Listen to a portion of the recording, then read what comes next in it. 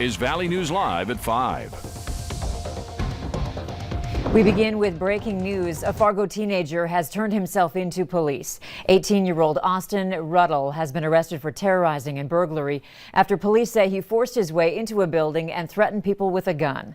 Valley News Team's Courtney Lockie joins us live now with more on this story. Courtney? Thanks, Andrea. I've been asked to move away from the building, but behind me is the Stepping Stone Resource Center where last night's events took place. It's just off of South University near Ace Hardware, and it's a place where young adults who are at risk can come for support, a place to stay, or just hang out. Now, when I came to the center earlier today, there was a sign on the door that said they're going to be at a new location until further notice. Now, this happened after Ruddle forced his way in and threatened staff with a gun last night around 9:30. Staff immediately locked down the building and Ruddle took off. Police later found his car and the gun, and as we just mentioned, it was just moments ago that Ruddle finally turned himself in to police. Now, I also went to the new location for the resource events and were even threatened. You can hear their story tonight on Valley News Live at 9 and 10. Andrea?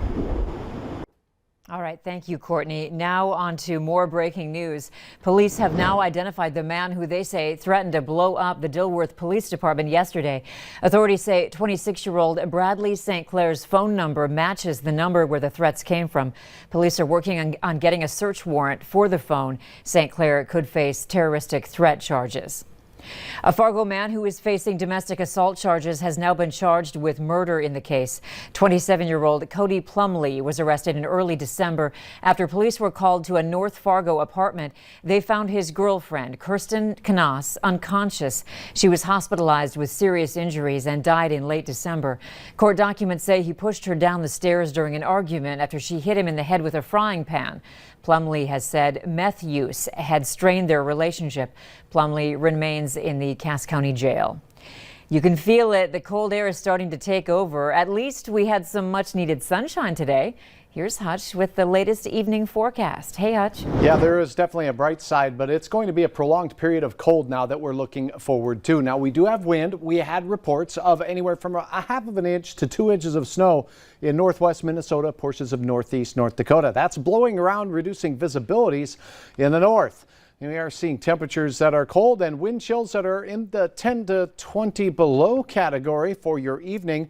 Air temperatures just to the north of us in central Canada are 20 to 40 below. Look at Inuvik. Factor in the winds. Baker Lake feels like 58 below zero. Yellowknife 45 below. Some of that air is heading our way for Saturday and Sunday. Those are first alert weather days for dangerous, if not deadly, cold conditions that will take place here in the valley. For tonight, temperatures will stay above zero for the evening. Cloudy skies and winds gusting to 25 or 30 miles per hour at times will make it feel closer to 20 or 25 below. Grand Forks equally as cool tonight. A chilly one indeed, but it gets colder. I'll have details on how low we go and how long we stay there, Andrea, here in just a few moments. All right, thanks, Hutch. A 60-year-old Minnesota man is dead tonight after collision with a train this morning in Ottertail County. It happened at the intersection of 308th Street and 460th Avenue, just southeast of Ottertail County. Valley News Team's crime and safety reporter Bailey Hurley joins us live now from where it happened and has more on this story. Bailey. Andrea, Ottertail County deputies say that they rushed to the scene right here at this railway intersection, and they found that very banged up Dodge pickup just right here on this side of the railroad tracks, and they found that driver behind the wheel dead. Now, at this time, officials say that the two workers who were on the train, the Canadian Pacific train, were uninjured in this incident, and officials say at this time they are still working to determine a cause of the crash. But Andrea, the family of the victim says that they feel like the lack of safety precautions here at this intersection are to blame. They say that they feel like if there would have been some cross arms here, this would have never happened. And Andrea, I did reach out to Canadian Pacific Railway and ask them what kind of protocols and rules they have for where they do and do not put cross arms, as well as if they're now planning to put cross arms here as for what transpired here. However, Canadian Pacific Railways declined to comment. Live in Ottertail County tonight, Bailey Hurley, Valley News Live. All right, thank you, Bailey. Officials say the identity of the man will not be released until family are notified. The Minnesota State Patrol says snow-covered roads are to blame for a man rolling his pickup in Clay County. It happened just before 10:30 in the morning yesterday in Eglon Township, just east of Holly. According to the crash report, 73-year-old Virgil Kohler of Moorhead was heading east on Highway 10 at Highway 32 when his car left the road and rolled into the median. He was taken to Sanford Hospital with injuries that we're told are not life-threatening. One man is dead after being trapped in a grain bin in Stutzman County, North Dakota. The sheriff's office there says it happened yesterday around 6 in the evening. The 60-year-old man became trapped in a grain bin southwest of Jamestown. The identity of the victim has not been released yet, and the investigation is ongoing. As we anxiously wait for our chance at a COVID-19 vaccine, some are sidestepping their healthcare provider and are getting ahead of the line at local pharmacies. Valley News Team's Callie Hubbard breaks it down.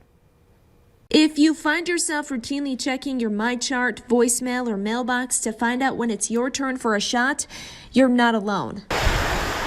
However, some people in the Valley are turning to the local pharmacies that are getting hundreds of vaccine doses. We're just very happy that we are able to be playing a part. Trisha Oss, a pharmacist at the Costco in West Fargo, says they've been hard at work giving out 200 COVID-19 allocations this week. We are currently vaccinating people 65 and older that have the high-risk conditions for severe COVID-19 disease. So we're targeting 75 and older first, and then 65 and older with 2 high-risk conditions and 65 and older with 1 high-risk condition. Here at Scripps Pharmacy, you have to first go online to their website, fill out an application, and bring it to the pharmacy. We are kind of doing the screening beforehand so that we can sort people into priority groups and then vaccinate based on their priority group within phase 1B. Meanwhile, over at the Thrifty White Pharmacy inside Fargo's Cashwise, spots filled up fast for those in phase 1B. Thrifty got 100 allocations of the vaccine Wednesday and some in West Fargo. People also must go to their website and find an open time slot, fill in their information, and answer questions. Both pharmacies say they'll have more allocations next week. In the FM area, Callie Hubbard, Valley News Live. Scripps Pharmacy told us the vaccine is covered by the federal government and all insurances are covering the administration fee. If someone is uninsured, the federal government has you covered. Minnesota is hoping to make it easier for people ages 65 and older to find local vaccine providers. It has come up with a COVID-19 vaccine locator map. Valley News Live's Brian Sherrod has more for you, including a breakdown of that map. Now, going through this map that you see right behind me is as easy as putting in your own zip code and city. This will help you find a provider near you. Now, while this locator map on your screen is currently for seniors, it will eventually expand as more Minnesotans are able to get the vaccine. There is still a limited amount of vaccine, so appointments may not be available everywhere.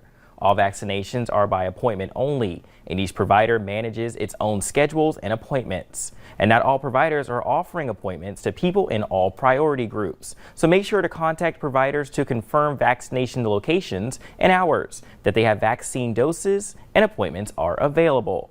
Now, if you're not connected with a healthcare provider, resources or available on healthcare assistance, the COVID-19 community vaccination program may be another option to explore. Brian Sherrod, Valley News Live. Minnesota health leaders say whether you've been vaccinated or not, everyone still needs to wear a mask, stay at least 6 feet away from others, wash your hands often, and stay home if you're sick. And if you're looking to stay on top of the latest vaccine information, you can get our new VNL vaccine tracker. You can access national and local resources in just 2 easy steps. Just open your phone camera and point it at the QR code on your screen and then tap the link that pops up.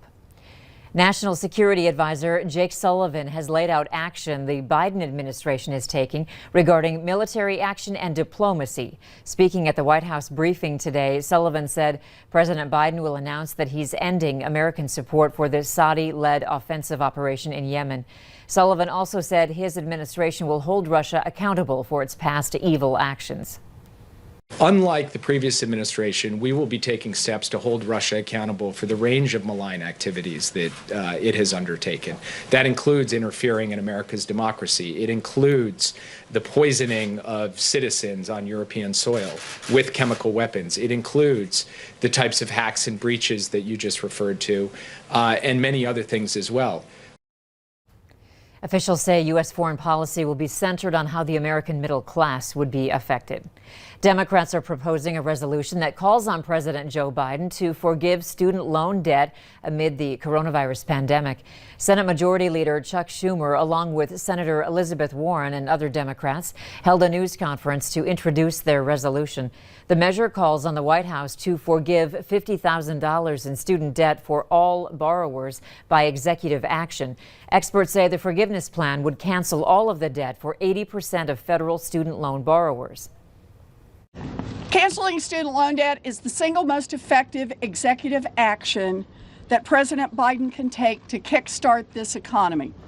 Canceling student loan debt is the single most effective executive action that President Biden can take to help close the racial wealth gap. Officials say President Biden is hesitant about canceling student debt through executive action. Still to come, there's another at-home option for Valentine's Day, and it's one you and your date can crack into together. And we have north winds behind the storm system that is now impacting the central and eastern portions of the Great Lakes heading into tonight. North winds will continue to tug in the coldest air of the season. In fact, dangerous cold. Details in your forecast are next.